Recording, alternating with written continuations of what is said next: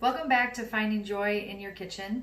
Today we are making dinner, and I'm just going to show you a couple of our house favorites. One is pulled pork and one is homemade mac and cheese.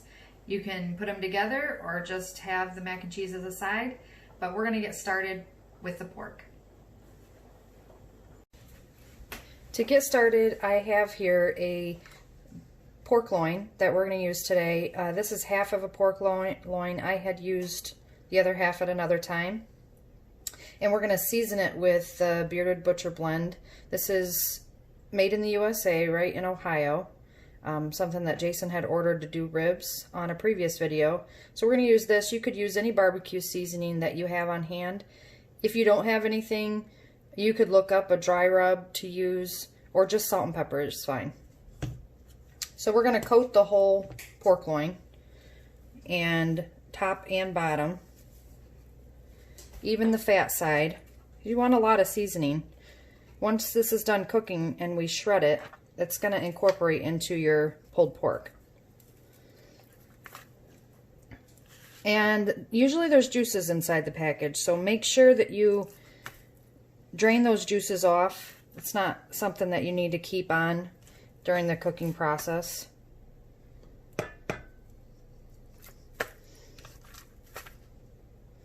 And we're going to cook this in the crock pot. One day we're going to do it in the smoker, but this time we're doing it in the crock pot. And we're going to cook it on high and check it at 6 hours. I'm putting in the crock pot first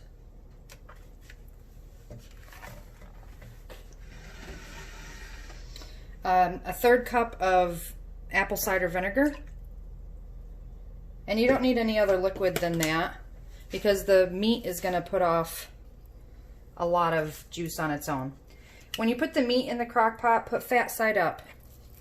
That's going to put the juices right down into the meat and make it really tender. So we're going to put it on high and cover it and check it in 6 hours. I've checked the pork and it's all done. So I have it just sitting in the crock pot, allowing the juices just to disperse back out. I turned the crock pot off, and that way by the time we get the mac and cheese ready, it will be cool enough to handle. Right now it's way too hot. So let's get started on the cheese sauce for the mac and cheese. I have in my pot 3 tablespoons of butter. We're just gonna turn this on to a medium-low heat. And once this melts, we're going to add 3 tablespoons of flour. So equal parts there. 3 tablespoons of butter and 3 tablespoons of flour. And what this is doing is just creating the thickener for the cheese sauce. We're not going to add any salt and pepper right yet. Not until the sauce is pretty close to being done. Alright, butter's just about melted. I'm going to turn my heat up just a touch. We're just going to sprinkle this in. Now once you have the two combined, the flour and the butter, you're going to want to let it cook just for a little bit. Not too long, but not too short, because it's allowing the flour to do its work. Just make sure they're mixed well. Don't want any lumps. It should look creamy.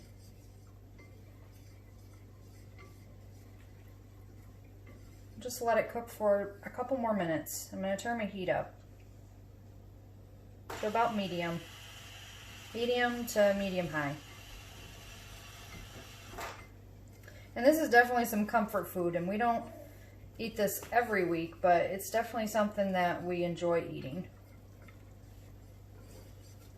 Sometimes we just make the mac and cheese with garlic bread, and that's our dinner. Alright, next we're adding 2 cups of milk. I'm using lactate milk. So you can use whatever you have in your house. Obviously, the more fat content in it, probably the more creamier it will be. turning my heat back down to a medium-low.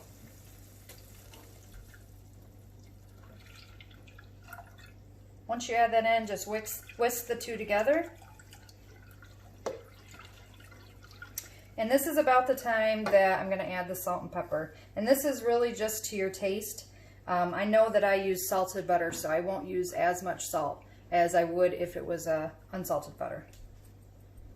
But you want to make sure there's enough in there. And also pepper. And then one more thing that I'm going to add. I don't know if my family knows that I do this, so it's just a little pinch of ground nutmeg. And I mean just a pinch. It just does something to the flavor. I don't know where I heard that from, but it was somebody I stole an idea from on probably some TV show. And ever since, I haven't stopped putting it in.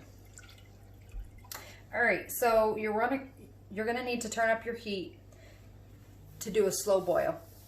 And you're gonna find that it's gonna thicken. And just about the stage where it's thicker is when we're gonna turn off the heat and add the cheese. The sauce is just starting to thicken, so we're gonna go ahead and turn off the heat. And I'm gonna move it over just because I have cast iron grates and they tend to hold the heat. So now we're gonna add cheese. Now this could be whatever your family likes. We like white extra sharp cheddar, and I also add 2 other cheeses, just a little bit of Swiss. I mean like maybe not even a quarter of a cup, and a few shakes of Parmesan cheese. And we're gonna add this in gradually and mix it until it's combined. Now I already have my macaroni ready. So I'm using 4 cups of macaroni. I measure that prior to cooking it. If you're I'm making that for 4 people, and we'll have leftovers. So if you feel like that's too much for your family, you can definitely cut it, or you could freeze it, or you could gift it to somebody else. Sometimes it's just nice to have leftovers too. I'm still adding the cheese. Just don't want to add too much at once because then it gets all clumpy and it doesn't melt very well. And also, I don't use a pre-shredded cheese for this because there's anti-caking agents in it, which definitely messes with the sauce. So you're going to want to use cheese and grate it yourself.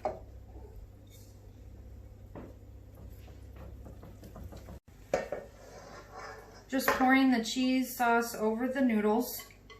And it might seem like too much, but it definitely cooks into the pasta somewhat. And another thing I forgot to tell you is when you're cooking your pasta, make sure you don't overcook it, because it's going to continue to cook in the oven. I usually do an al dente. So if your box says 7 to 9 minutes, do 7 minutes. All right, we're just gonna stir this and then we're gonna put it in this casserole dish. Now you could, if you're in a hurry, you could just put it under a broiler because pretty much everything is cooked and it saves on time. But for today, we're gonna put it into a 400-degree oven and let it cook for a little bit until it gets brown on top. So probably about a half hour. All right, so I'm gonna lightly spray the pan. And then we're going to dump this into the casserole dish. And then I usually add mozzarella on top. The reason I do that is just for good coverage of the noodles so they don't get too crispy.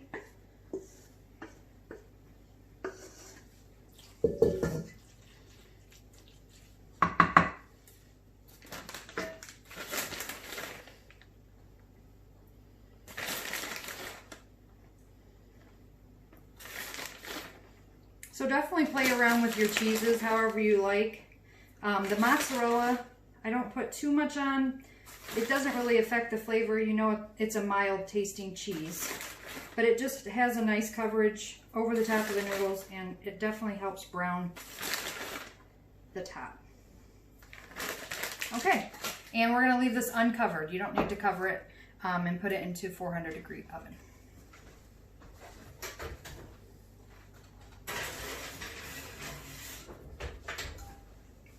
All right, so while that's in the oven, we are going to work on the pork.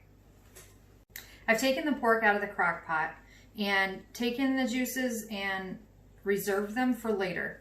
We're still gonna wanna keep some of those and mix part of the juices back in. Just helps with the moisture of the pulled pork. So what I'm gonna do next is peel off this fat that's on the pork, and then I'll begin to shred it. And you're gonna find that it's just gonna fall apart.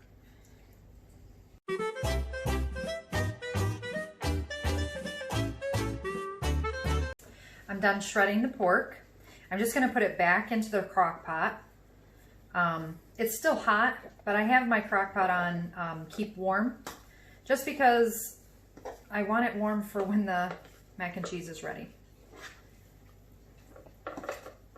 And we're going to add just a little bit of barbecue sauce to this. And this is totally up to you and your family's preference. We tend to not saturate it. And if anybody wants to add it to their own sandwich, they can. A bunch of us put mustard on it too. It's really what you prefer. So we don't put a lot of barbecue sauce on. And I'm just using a basic barbecue sauce that I have in the fridge. Nothing fancy. Jason said don't waste the good stuff on it, because he's probably going to add it to the top. And I don't know if you noticed, but I don't shred it completely. I leave it in chunks, because as you're mixing it, it's going to start to shred a little bit. So you really don't want to over shred it, because then it tends to get pasty and might not be all that appealing. So I like to add a little bit of barbecue sauce, toss it around, and then I can tell if I need more. Because remember, once you add it in, you cannot take it out. So this is about, I would say, half a bottle of barbecue sauce to this pork.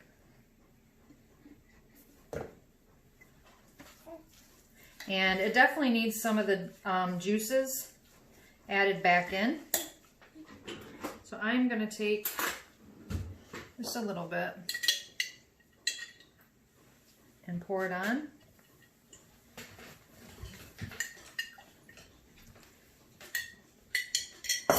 And again, stirring it just to see what the consistency's like. Almost tossing it, really not stirring it.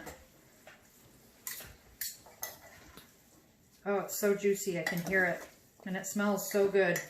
Really smells up the whole house.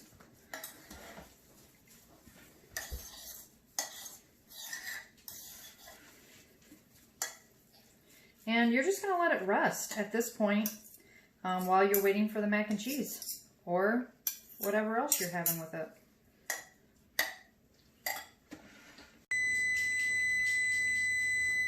It's ready.